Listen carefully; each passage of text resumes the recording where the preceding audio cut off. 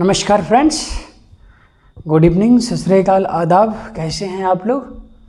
पढ़ाई को बिल्कुल अच्छी तरह से आप लोग निष्पादित कर रहे होंगे और आप भी अपने उस एग्ज़ाम के नोटिफिकेशंस का वेट भी कर रहे होंगे। तो मैं आपको एक तरह से निश्चित कर दूं कि जो भी बालक बिल्कुल फ्रेश होगा, अपनी तैयारी को अभी प्रारंभ किया होगा, या तो सुपर टेट या तो BEO या तो other competitive exam just like UPP, UPSI, BRO, ARO, lower PCS, Bihar PCS, जो भी चीज़ की जहाँ भी हिंदी की रिक्वायरमेंट होगी, अगर वो बिल्कुल फ्रेश कैंडिडेट के रूप में होंगे तो उनके लिए मैं एक विशेष सूचना आपके समक्ष रखना चाहूँगा कि आपको दोस्तों या तो हिंदी या तो ज्योग्राफी या तो हिस्ट्री या तो पॉलिटी या तो इकोनॉमिक्स या तो साइंस, किसी भी सेगमेंट के GS वाले पार्ट में आपको किसी तरह से कोई प्रॉब्लम नहीं होगी। और इसी उम्मीद के साथ मैं अपने इस सेगमेंट को मैंने स्टार्ट किया है कि आगे आने वाले जो भी एग्ज़ाम होंगे उस एग्ज़ाम तक मैं आपके समस्त वीडियोज आपके समक्ष प्रोवाइड करा दूँ। और दोस्तों, आप इसे तुलनात्मक अध्ययन कीजिएगा। अगर सच में अगर आप तुलना करना चाहते हैं मेरा, तो किसी भी अन्य चर्चित संस्थान के नोट्स से आप कंपेयर बिल्कुल कीजिएगा। आपको मेरी नोट्स में 20 ज़रूर दिखेगा, क्योंकि दोस्तों हम आपको PPT मीडियम में नहीं पढ़ाना चाहते हैं। उसका एक मोस्ट इम्पॉर्टेंट वजह यह है कि दोस्तों हम सिर्फ पढ़ते हुए निकल जाएंगे, और ये जो नोट्स है ये नोट्स साइनॉप्सिस फॉर्म में है और इस पर मैं बहुत ज़्यादा मैं एक्सप्लेन कर पाता हूँ। वहाँ मैं एक्सप्लेनेशंस करने में मैं अक्षम हो जाऊँगा, यहाँ मैं सक्षम हूँ। और आप सुनेंगे और अपनी नोट्स को प्रिपेयर करेंगे तो आप एक बृहद नोट्स की तरफ जा सकते हैं, और उसके साथ साथ आपकी संकल्पना की इतनी ज़्यादा मजबूती खड़ी हो जाएगी कि आने वाले एग्ज़ाम, मैंने बोला था आपसे, चाहे इतिहास हो चाहे भूगोल हो, जो भी वीडियोज़ आपके पास अभी तक प्रोवाइडेड हैं उन वीडियोज़ को पढ़ने के बाद अगर आप क्वेश्चन आंसर को सॉल्व करेंगे तब आपको समझ में आएगा कि हाँ यार, मेरा वाकई में लेवल बढ़ रहा है। तो लेवल बढ़ाने का सिंपल सा तरीका होता है दोस्तों, स्मार्टनेस स्टडी के साथ कम कर कार्यरत हो जाना। उसका सेंस मेरा ये है, आप लोग सोचते होंगे ना कि सर स्मार्टनेस और स्मार्ट स्टूडेंट किसको बोलते हैं। इस पर भी हम लास्ट में आते आते मैं बात कर लूँगा कि what is and what do you mean by smart student. ठीक है, उसकी ओरिजिनल मीनिंग क्या होती है, इन सारे संदर्भों पर हम बात करेंगे। लेकिन मेरे दोस्तों, आपको मैं रियलिटी बता दूं, आप लोग पढ़िए और पढ़ने के पश्चात आप लोग, मैंने देखा अभी अपने चैनल्स को, तो जितने व्यूज़ हैं उतने सब्सक्राइबर नहीं हैं। तो प्लीज़ मेरे चैनल को आप लोग सब्सक्राइब भी किया करिए देखने के साथ साथ, जिससे मैं और लोगों तक मैं अपनी पहुंच को बनाने में अपने आप को सक्षम प्राप्त कर सकूं। इसलिए मेरे दोस्तों, मेरा उद्देश्य सिर्फ क्या है, हर लोगों के पास पैसे नहीं हैं, कुछ गरीब हैं तो कुछ मीडियम क्लासेस से बिलोंग करते हैं। दोस्तों, मैं चाहता हूं कि हर वह गरीब बंदा भी एजुकेशन से प्रभावित हो जाए, एजुकेशन को प्राप्त करने में सक्षम हो जाए, ताकि वो किसी को इस प्रकार का एक्सक्यूज़ देने में सक्षम ना हो पाए कि मैंने पढ़ नहीं पाया। इसलिए मेरे दोस्तों, आप पढ़िए और एग्ज़ाम में आए हुए, मैं बार बार बोलता हूँ कि वनडे लेवल के एग्ज़ाम से देखते हुए आप सिविल लेवल तक, जहाँ तक हिंदी, ज्योग्राफी, हिस्ट्री या साइंस, जो भी पार्ट मेरे द्वारा हैंडल किए जा रहे हैं उन पार्ट्स को आप टच करिएगा, तब आपको फील होगा कि यार वनडे लेवल से लेकर के सिविल लेवल तक के सारे एग्ज़ाम के पैटर्न्स को मैंने टच किया है। और टच ही नहीं किया, उसकी गहनतम बिंदु को मैंने टच भी किया है, ताकि आप एग्ज़ाम में किसी तरह से, अगर मान के चलो कुछ समय के लिए आप के दिमाग में वो चीज़, वो कंटेंट याद नहीं हो पा रहा है, तो आप मेरे विश्लेषण को ध्यान में रखते हुए वहाँ पर आप ऑप्शन को टिक कर सकते हैं और 1 नंबर आप गेन कर सकते हैं। तो दोस्तों, इसी श्रृंखला में आज हम हिंदी वर्णमाला की, आज मेरा सेकंड लेक्चर होगा, और मैंने पिछले लेक्चर्स को आप लोग अवश्य देखिएगा, तभी वर्णमाला की परिभाषा आपको समझ में आएगी, वर्ण समूह की परिभाषा आपको समझ में स्पष्टता के साथ परिलक्षित होगी। तो मेरे दोस्तों, आज से मैं वर्णमाला के भेद पर मैं कंटेंट की मैं बात करने जा रहा हूं। मेरे पिछले लेक्चर को आप लोग, मैं इस उम्मीद के साथ आगे बढ़ रहा हूं कि जो भी मेरे भ्राता, जो भी मेरे सिस्टर्स, आप लोग इस वीडियोज़ को दृष्टिपात कर रहे हैं, वो मेरे पिछले लेक्चर्स को अच्छे से देख करके ही उपस्थित हुए होंगे। तो आइए दोस्तों, टॉपिक की शुरुआत हम लोग अच्छे से करते हैं। तो दोस्तों, मैंने बताया था वर्णमाला के 3 भेद होते हैं। वर्णमाला के 3 भेद होते हैं। पहला होता है दोस्तों स्वर, दूसरा होता है व्यंजन और तीसरा होता है अयोगवाह। अयोगवाह के अंदर अनुस्वार और विसर्ग आते हैं, जिस पर मैंने चर्चा थोड़ी सी किया था। लेकिन इस स्वर के बाद व्यंजन आएगा, व्यंजन के बाद अयोगवाह आएगा। तो एक तारतम्यता और क्रमबद्ध तरीके से इसकी स्टडी करेंगे तो हमें गहन नॉलेज प्राप्त होगा। बिखरे हुए ज्ञान के माध्यम से दोस्तों सोचो ना, आप पीपीटी के माध्यम से हम पढ़ करके बस चले जाते हैं, सुन करके चले जाते हैं। अरे दोस्तों, इस लिखी हुई चीज़ों को अगर आप ध्यान से सुनेंगे और जैसे जैसे नोट्स बनाई गई है ऐसे ऐसे अगर आप खींच के चले जाएंगे तो दोस्तों आपको पता है आप इसकी गहनतम बिंदुओं को टच करते हो। मेरा एक्सप्लेनेशन आप लोग देखिएगा, मैं बहुत गहराई तक लेके जाता हूँ ताकि किसी तरह से कोई दिक्कत नहीं होगा। मतलब कुछ लोगों का मेरे व्हाट्सएप पे कमेंट्स आया हुआ था कि सर आज समझ में आया कि सर वर्णमाला और वर्ण समूह में अंतर क्या है।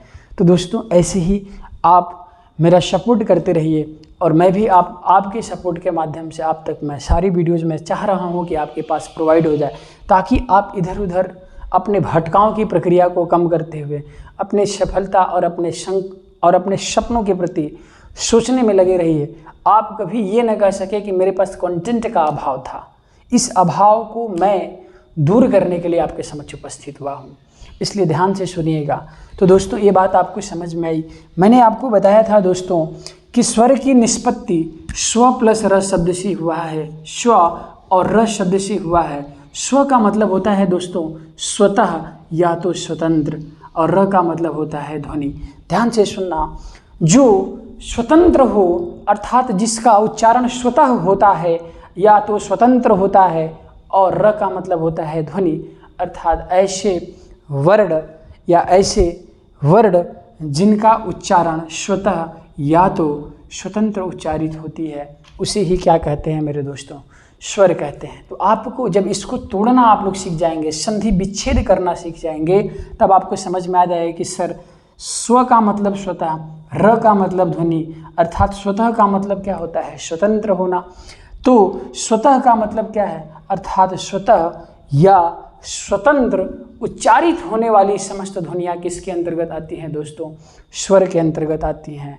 और यह किसी पर निर्भर होता है कि नहीं होता है, बिल्कुल नहीं होता है दोस्तों, इसीलिए तो यह स्वतंत्र है, किसी अन्य पर निर्भर नहीं होता है। अगर आपसे एक्सप्लेनेशन में मान के चलो VEO के एग्ज़ाम में आपको लिखने के लिए आ रहा है, तो लिखने के लिए दोस्तों आप कंटेंट को थोड़ा, मेरे कॉन्सेप्ट को ध्यान से आप सुनने की कोशिश करिए। तो स्वर को आप 20 तरीके से लिख सकते हैं। स्वर शब्द की निष्पत्ति स्व प्लस र से हुआ है, जहाँ स्व का तात्पर्य स्वतः या तो स्वतंत्र होता है और र का तात्पर्य ध्वनि से होता है। अतः स्पष्ट है कि स्वतः या स्वतंत्र उच्चारित होने वाली ध्वनियाँ स्वर कहलाती हैं। दूसरे शब्दों में इसे इस प्रकार कहा जा सकता है कि अन्य वर्णों पर निर्भर नहीं होती हैं, इसलिए इसे स्वर कहते हैं। बस हो गया। आपको इस टाइप से इस प्रश्नों का विवेचन करना आना चाहिए, इसको भाषा बनाने तो आपको आ ही जाएगा। अब आते हैं दोस्तों स्वरों की संख्या पे बात करते हैं। दोस्तों स्वरों की संख्या मूलतः कितनी होती हैं, 11 क्यों होती हैं। हम लोग अभी तक पढ़ते आए बचपन से लेकर के आज तक कि सर स्वरों की संख्या तो सर 13 होती हैं। बिल्कुल आपने सच सुना और वो बात सही भी है।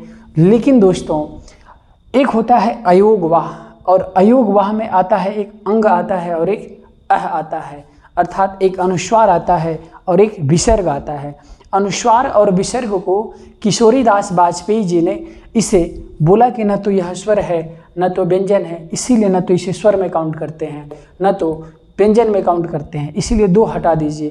तो स्वरों की संख्या कितनी हो गई, 11। मुझे लगता है कोई दिक्कत अभी तक आपको समझने में नहीं हुआ होगा। अब आप ध्यान से इधर देखने की कोशिश करिएगा।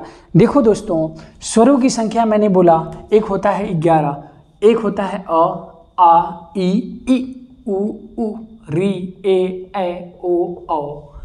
अंग अह को मैंने हटा दिया, अर्थात अनुस्वार और विसर्ग को मैंने हटा दिया है। तो आपको मैंने समझा दिया कि क्यों मैंने हटाया, क्योंकि किशोरीदास वाजपेयी जी के अनुसार अनुस्वार और विसर्ग अर्थात अयोगवाह किसके अंतर्गत आते हैं, न तो स्वर न तो व्यंजन के अंतर्गत आते हैं, इसलिए मैंने उसको हटा दिया। तो 11 हमारे स्वरों की संख्या प्राप्त हो चुकी है। अब देखिए दोस्तों ये है मात्रा। दोस्तों आप मेरे को बताओ, अ की कोई मात्रा होती है क्या? नहीं होती है, अर्थात अ मात्रा विहीन होता है। आ की मात्रा तो यही होती है, आपको पता होगा, आपने बचपन में पढ़ा होगा। इसलिए अगर ई की मात्रा आप देखेंगे तो ये होती है, और इसको हम लोग क्या बोलते हैं? छोटी ई, बड़ी ई, ऊ। ये री की मात्रा है, ये ए की मात्रा है, ऐ की मात्रा है, ओ की मात्रा है और औ की मात्रा है। आपको इतनी बात तो समझ में स्पष्टता के साथ आ चुकी होगी कि सर स्वरों की संख्या आपने कितनी बताई?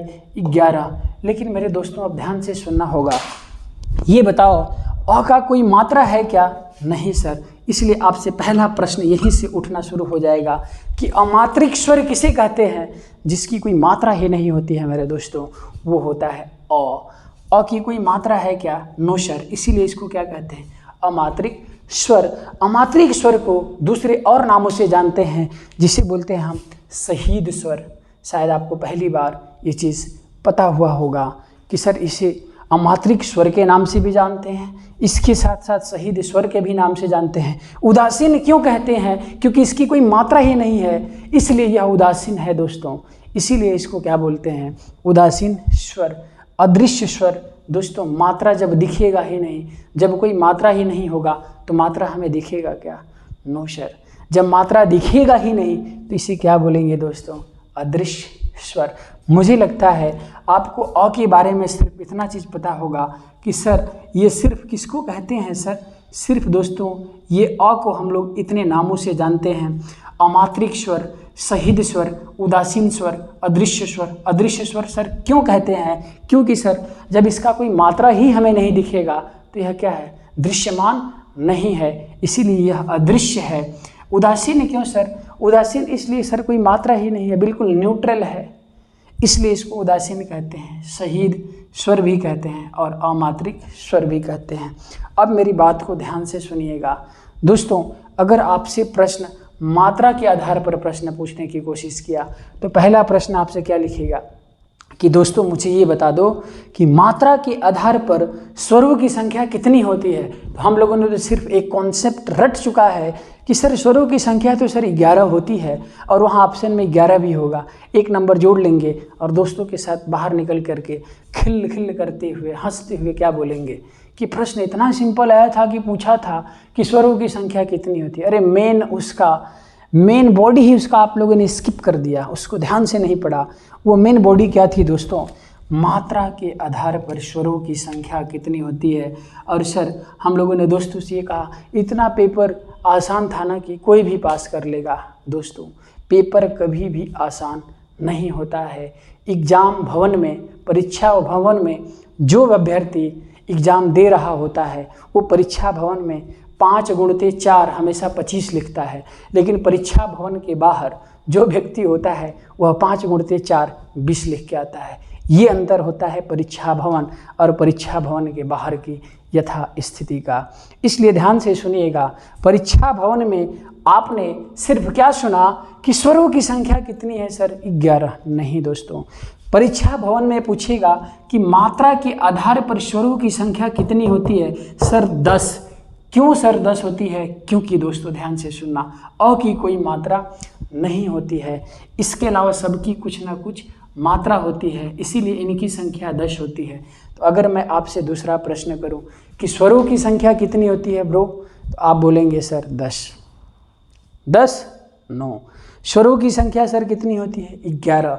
मात्रा के आधार पर स्वरों की संख्या कितनी होती है? सर अब तो 10 होगा, क्योंकि सर अ अमात्रिक स्वर है, अ शहीद स्वर है, अ उदासीन स्वर है और अ अदृश्य स्वर है। अब मेरी बात को ध्यान से सुनिएगा दोस्तों, इस अ को छोड़ करके सबकी मात्रा तो हमें दिख रही है ना।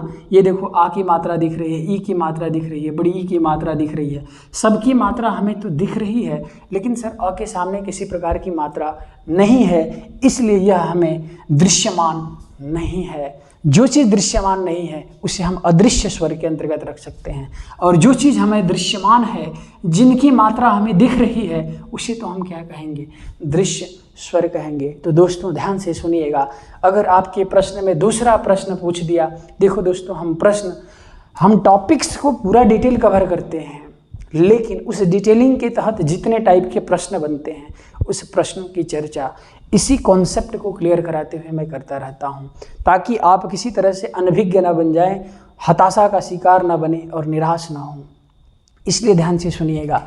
मैंने बोला सबकी मात्रा तो दिख रही है ना, आ की मात्रा, ए की मात्रा, इस सब की मात्रा तो आपको विजुअल है, दिख रही है, लेकिन अ के समक्ष कोई मात्रा नहीं है। अगर प्रश्न पूछ दिया दृश्य स्वरों की संख्या कितनी है, तो दोस्तों दृश्य स्वरों की संख्या कितनी है? 10।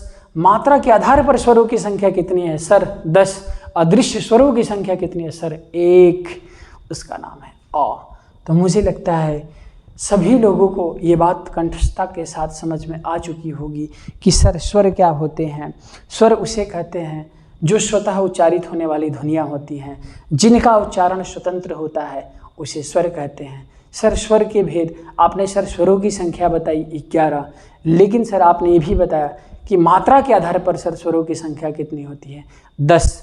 और अगर मैं पूछूं अदृश्य स्वरों की संख्या कितनी होती है, तो सर 1। शहीद स्वरों की संख्या कितनी होती है? सर 1। और दृश्य स्वरों की संख्या कितनी होती है? सर 10।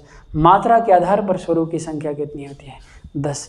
बताइए मेरे दोस्तों, किसी तरह से अगर आपको कोई भी प्रॉब्लम हुआ हो तो आप मुझे अवश्य स्पष्ट करें, ताकि हम इसमें और सुधार की गुंजाइश को हम समावेशित कर सकें, ताकि आप किसी तरह से कोई प्रॉब्लम में ना आए। तो दोस्तों मुझे लगता है आपको समझ में आ चुका है, तो आप लोग एक बार इसका स्क्रीनशॉट ले लीजिएगा। दोस्तों अच्छा लगे तो साथ साथ आप लोग लाइक भी करते रहिए, और पढ़ते वक्त आप लोग इसे शेयर भी करते रहिए, ताकि और भी मेरे भाई बहन इससे लाभान्वित हो सकें। दोस्तों मैं देखूं आपके कमेंट्स में किसी तरह की कोई प्रॉब्लम तो नहीं आ रही है? विजुअल है ना? इट्स ओके, बिल्कुल अच्छे से आपको दिख रहा है और आपको बिल्कुल अच्छे से समझ में आ रहा है। ओके दोस्तों, तो आइए दोस्तों इसी क्रम में हम स्वरों के विभाजन की आज शुरुआत करते हैं कि स्वर सर कितने प्रकार के हो सकते हैं। हमने मात्रा पहला क्या देखा? मात्रा के आधार पर स्वरों का विभाजन।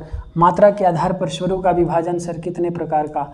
मात्रा के आधार पर सर स्वर 2 प्रकार के होते हैं, एक अमात्रिक और दूसरा, अर्थात एक दृश्यमान और एक अदृश्यमान। दृश्यमान स्वरों की संख्या सर 10 और अदृश्यमान स्वरों की संख्या 1।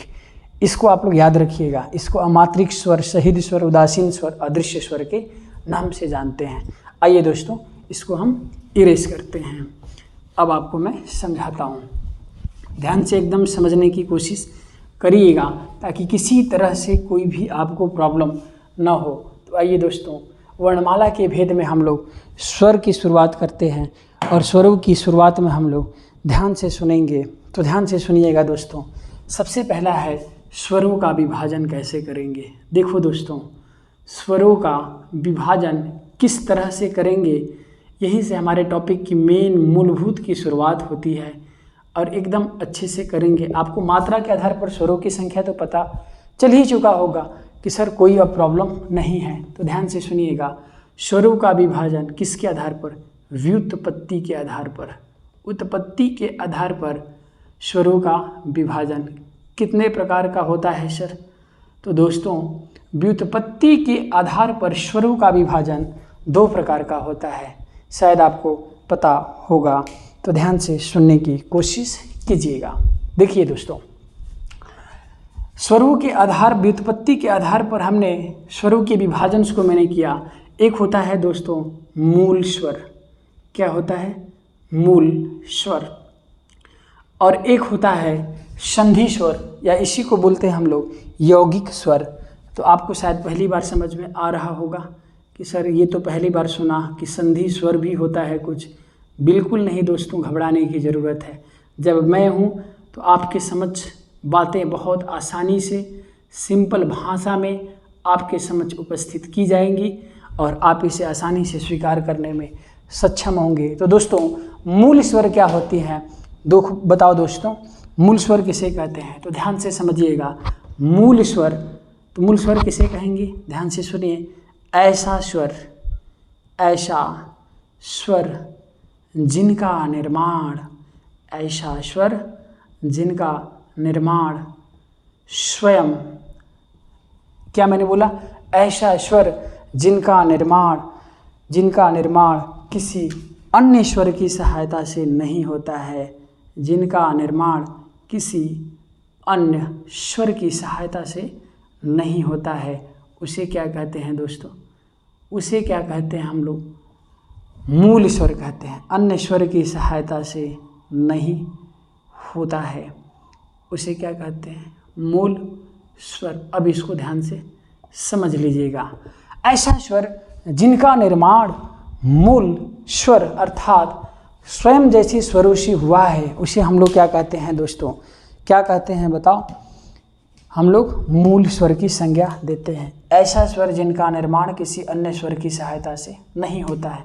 अब आप लोग ध्यान से मुझे बताइएगा, आपको मैं अगर एग्जाम्पल में उठाऊं तो दोस्तों बताओ, अ का निर्माण, अ की निष्पत्ति या अ की व्युत्पत्ति तो अही से हुआ होगा ना।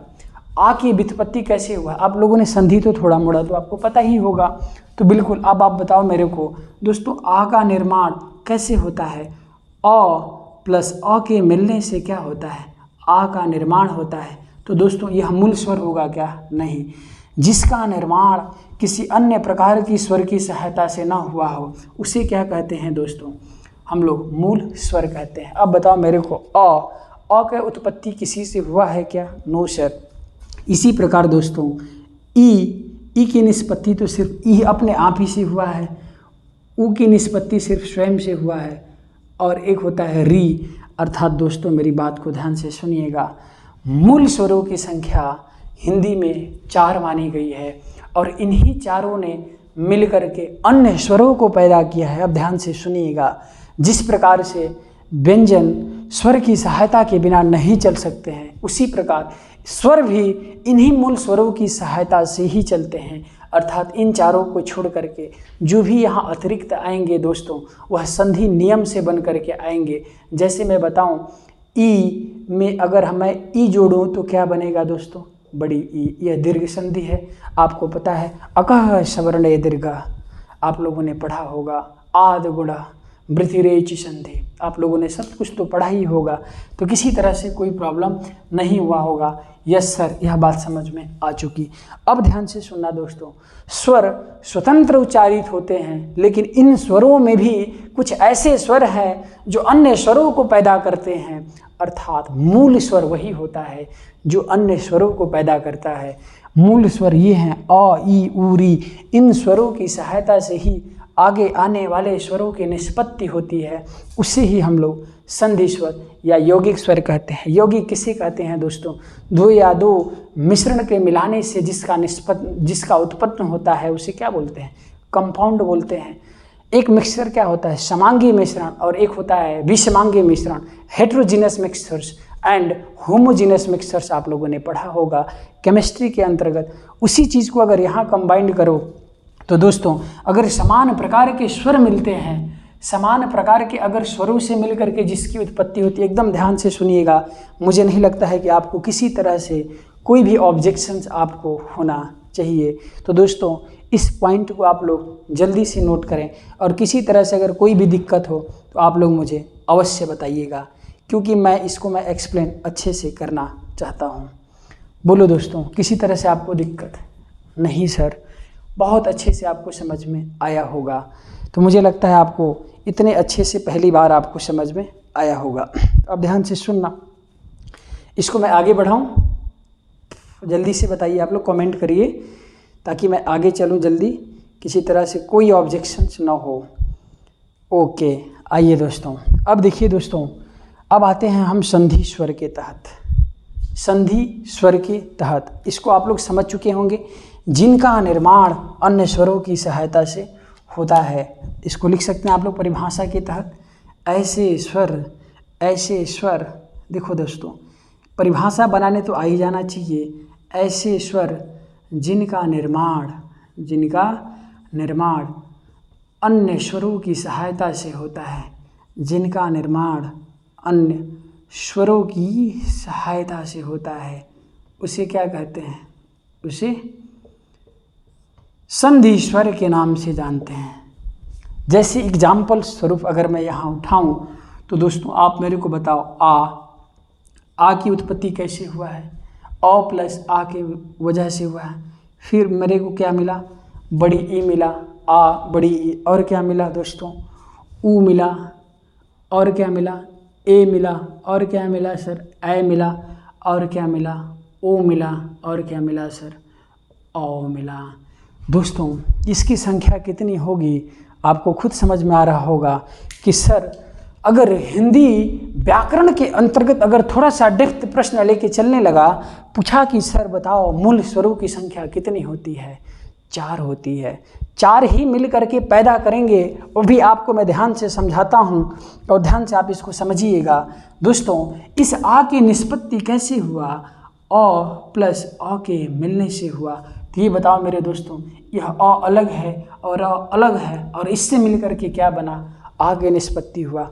ऐसे स्वर जिनका निर्माण अन्य स्वरों की सहायता से होता है, अर्थात यहाँ पर कहीं भी आ वर्ड बनने की पॉसिबिलिटीज़ तो नहीं है।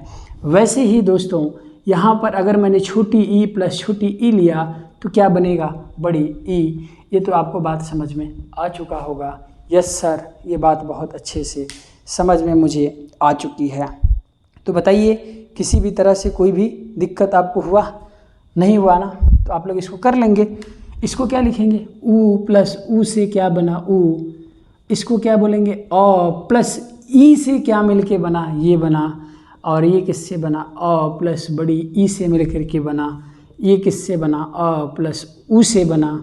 ये किससे बना, अ प्लस बड़ा ऊ से मिल कर के बना। तो दोस्तों ध्यान से सुनिएगा, हिंदी वर्णमाला में स्वरों के विभाजन का मैंने पहला मेथड्स आपको समझाया था कि मात्रा के आधार पर स्वर कितने प्रकार के होते हैं।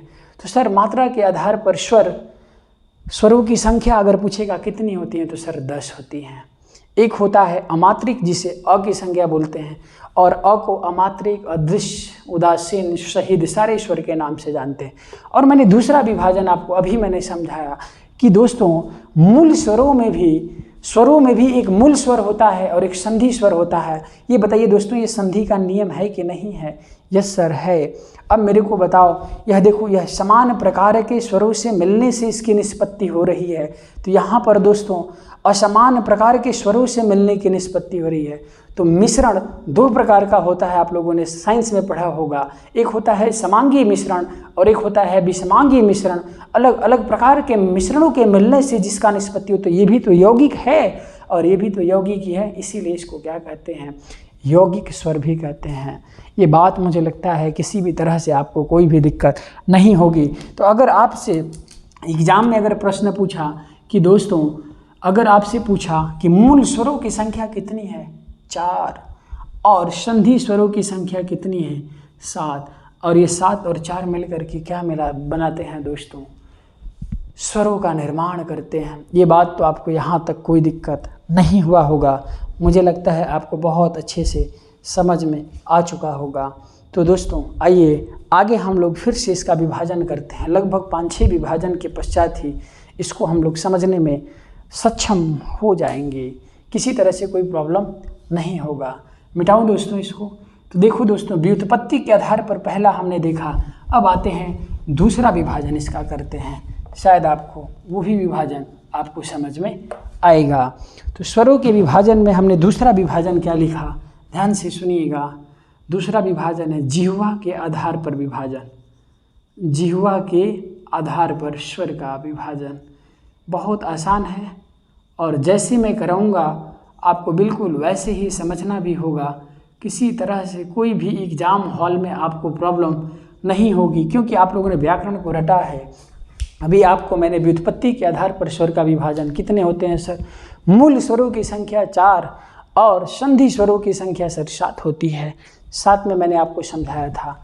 अब देखो दोस्तों, जिह्वा के आधार पर स्वर का विभाजन 3 प्रकार का होता है और एकदम बहुत आसान है, किसी भी तरह से इसमें कोई रटना नहीं है। अब ध्यान से सुनने की कोशिश करिएगा। बोलिए दोस्तों, मैं आगे इसको कराऊं, आपको किसी तरह से कोई दिक्कत नहीं होगा? बताइए, समझ में आ रहा है? अब ध्यान से सुनिए। एक होता है दोस्तों अग्रस्वर, एकदम अच्छे से समझेंगे, इसको क्या बोलते हैं, अग्रस्वर। और दूसरा होता है दोस्तों मध्य स्वर। दोस्तों कितनी बार यह प्रश्न पूछा है कि मध्य स्वर कौन है। उसके बाद दोस्तों तीसरा होता है पश्च स्वर। पश्च स्वर बहुत आसान है, थोड़ा सा इसमें कुछ टेक्निक अपनाएंगे हम लोग ताकि याद हो जाए। दोस्तों यह पहला है, यह दोस्तों दूसरा है, यह दोस्तों तीसरा है। अब आपको बात थोड़ी सी समझना पड़ेगा ताकि बहुत आसानी से हम इसको समझाने में सक्षम हो जाएं। देखिए दोस्तों ध्यान से, जिह्वा के आधार पर स्वर का विभाजन कैसे होते हैं। दोस्तों आप जीभ को अपने पकड़िएगा और जीभ को पकड़ के आप अ बोलिएगा और पूरे जीभ पर थोड़ा कंसंट्रेट ध्यान से सोचिएगा। तो अ बोलेंगे तो जीभ के बीच वाले भाग से अ निकलता है, अ। जीभ हमारी दबती है, अ, जीभ दब रही है ना, इसलिए दोस्तों सबसे पहले हम अ का अमात्रिक स्वर को बीच में रख देंगे। ध्यान से सुनिएगा, अमात्रिक स्वर को बीच में रख देंगे। अब ध्यान से सुनिएगा, अगर वैसे नहीं समझ में आएगा तो इसका दूसरा टेक्निक हम समझाएंगे। ये बताइए दोस्तों, अभी आप लोगों ने पीछे पढ़ा अ की कोई मात्रा होती है क्या? नो सर, यह अदृश्य मान होता है। इसीलिए दोस्तों इसको अगर आप थोड़ा सा इसको इंटरलिंक करके पढ़ो तो यह दोनों के बीच में इसको इसलिए रखा जाता है क्योंकि यह दोनों मात्रा वाले होते हैं। इसको बीच में कोई कैप्चर ना कर ले, इसलिए इसको हम बीच में रखते हैं। इसीलिए मध्य स्वर कहाँ रखते हैं? बीच में रखते हैं। अगर वैसे नहीं तो प्रैक्टिकली अ को बोलिएगा, जीभ बीच में दबेगी, दब रही है, इसीलिए उसको मध्य स्वर बोलते हैं। तो जिह्वा के आधार पर मध्य स्वर किसको बोलते हैं? अ को। बस ये डिसाइड हो गया तो अब मुझे कोई दिक्कत नहीं होगा। ये देखो दोस्तों, पहले नंबर, दूसरा नंबर, तीसरे नंबर पर क्या आता है? पश्च स्वर। पश्च स्वर का मतलब होता है मुख के अगल बगल से निकलने वाली समस्त स्वर। अब देखो दोस्तों, यह 3 नंबर पे है। अ को छोड़ करके जितने 3 जैसे संरचना बनेंगे वह सारे क्या कहलाएंगे? पश्च स्वर। तो अ को छोड़ करके 3 जैसी संरचना बना दीजिए। सर आ होता है, उ होता है, बड़ा ऊ होता है, ओ होता है और औ होता है। बोलो दोस्तों, अ मध्य स्वर निकला और अ को छोड़ करके 3 जैसी संरचना जो भी बनी हमने कहा उसको लेके चला गया पश्च स्वर के अंतर्गत। आपको मैंने बताया था पश्च स्वर कैसे। ओ बोलिए, ओ बोलेंगे तो आपका मुख के इधर और उधर आपके अंदर से फूलने की स्थिति पैदा हो जाएगी। जैसे ओ बोलिए, ओ, ये चीज़ अगल बगल से निकलेगा, ओ बाहर से इधर से निकलेगा, ओ इधर से निकलेगा, औ इधर से निकलेगा। जिह्वा को आधार पर अगर आपने बोलना शुरू किया तो दोस्तों यह पश्च स्वर के अंतर्गत आते हैं। तो अब आपको ध्यान से सुनना होगा। जीभ के मध्य में मध्य स्वर, जीभ के मध्य से निकल रही इसलिए मध्य स्वर, अगल बगल से निकल रही है पश्च स्वर। और दोस्तों अग्र स्वर जो जीभ के आगे से निकले, ई बोलिए आगे से निकल रही है, ए बोलिए आगे से निकल रही है। तो दोस्तों पहले आपको क्या डिसाइड करना है कि सर मध्य स्वर बीच में आता है। ओके, 3 नंबर पर जितने हैं उसको 3 नंबर पर लेके चले जाइए। 3 जैसी जो भी संरचना बन रही है उसको उधर रख दीजिए। बाकी जो भी बची उसको कहाँ उठा के रखेंगे? सर इस पर रखेंगे। ई ए। बोलो मेरे भाई, किसी तरह से आपको कोई भी ऑब्जेक्शन और कोई भी दिक्कत अगर इस टॉपिक को समझने में आया हो तो आप लोग अवश्य कमेंट्स करिएगा। मुझे नहीं लगता है कि मेरे किसी भी बंधु भ्राता बहन को यहाँ तक समझने में तो सर कोई दिक्कत नहीं आया होगा। आप लोग रटते थे ना, रटने की प्रक्रिया से सच में मैं आपको मुक्त करा दूंगा। टॉपिक्स को थोड़ा सा कनेक्टिंग करके पढ़ना है, अपने जीवन की घटनाओं से जोड़ करके।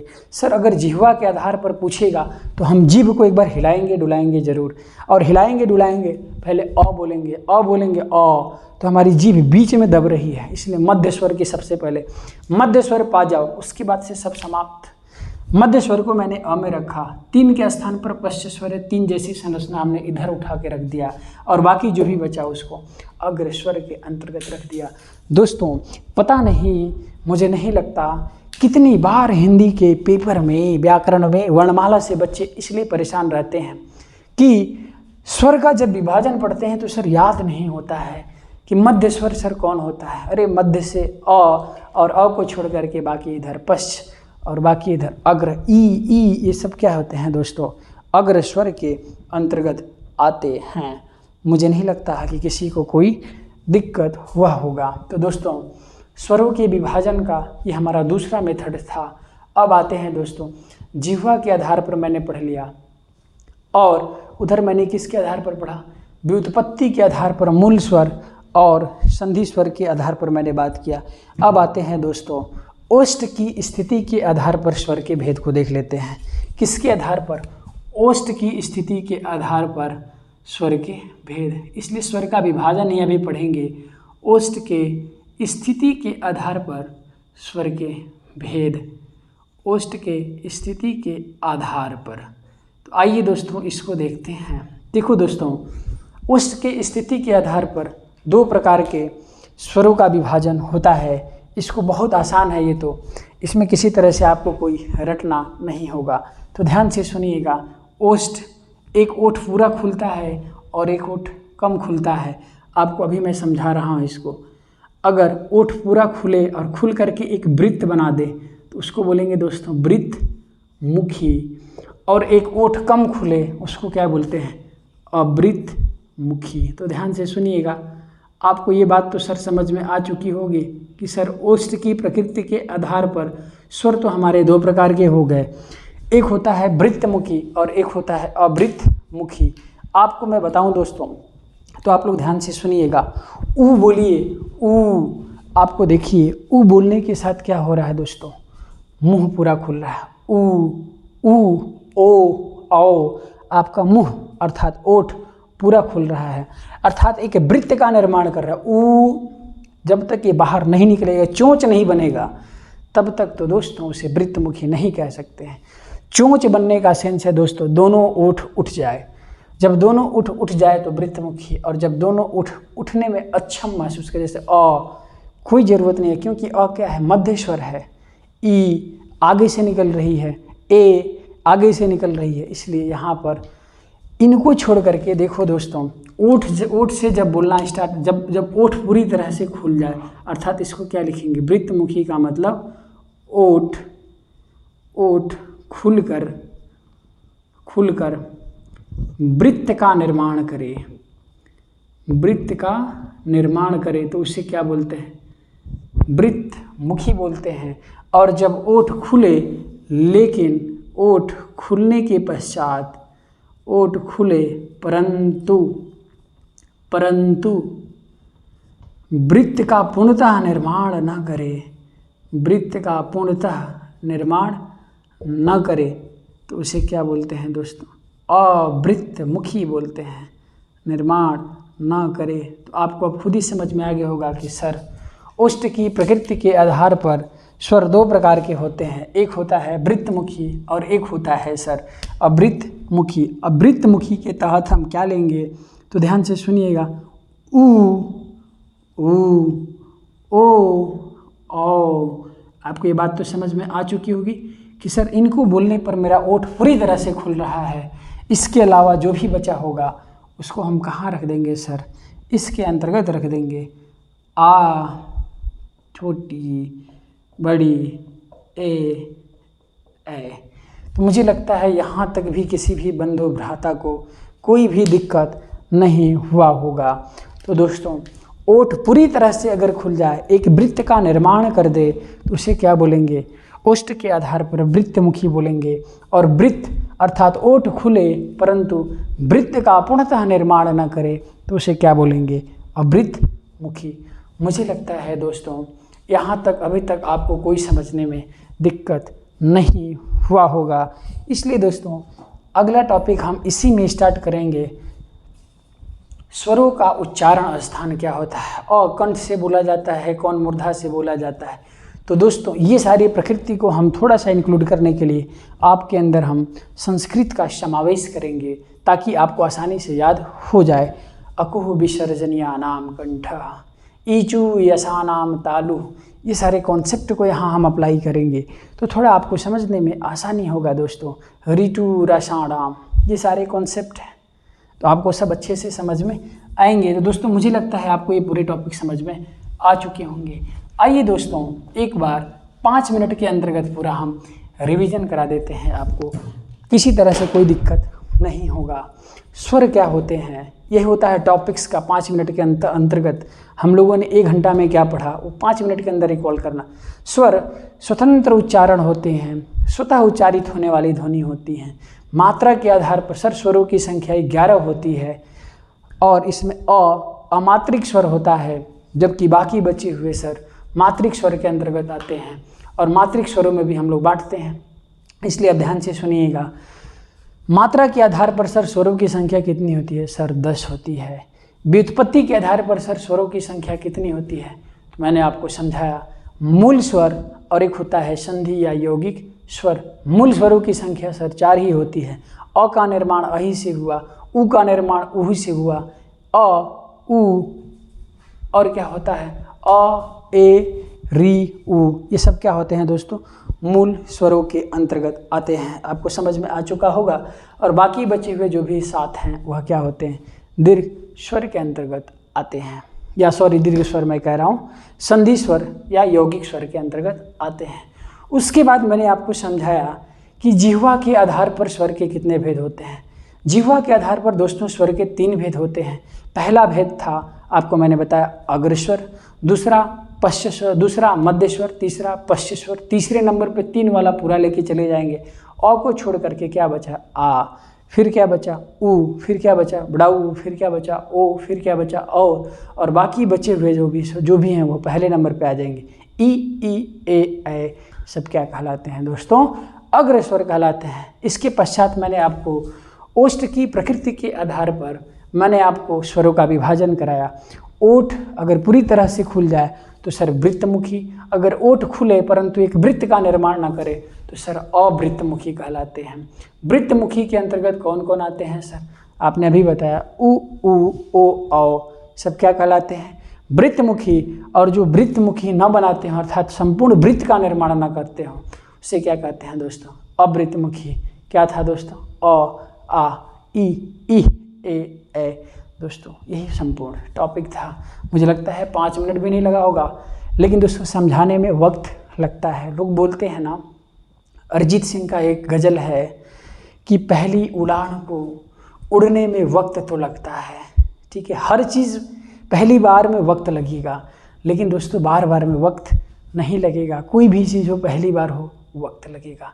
प्रेम हो पहली बार हो वक्त लगेगा, पहला उड़ान भरना हो वक्त लगेगा, पहली बार पढ़ना हो वक्त लगेगा, लेकिन दोस्तों बार बार करने से वक्त नहीं लगता है, वो आपके अंडर में आ चुका होता है। इसलिए मेरे दोस्तों मुझे उम्मीद है कि आपको मेरे सारे कॉन्टेक्स्ट आपको अच्छे से समझ में आए होंगे। और दोस्तों स्वर का एक या दो विभाजन और कराएंगे। इसके पश्चात हम अयुग्वाह और व्यंजन को समाप्त करते हुए वर्णमाला को समाप्त करेंगे और आपके समक्ष एक नए टॉपिक के साथ लगभग हम 5वें या तीसरे लेक्चर में आपके समक्ष उपस्थित होंगे। और वो मेरा लेक्चर होगा दोस्तों संधि या तो पार्ट ऑफ स्पीच।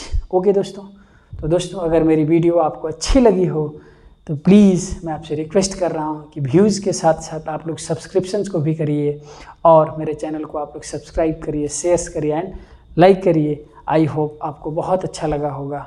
तो दोस्तों थैंक यू। और इसी के साथ मैं आपको गुड नाइट कहना चाहूँगा। Good night, all the best and happy in your life.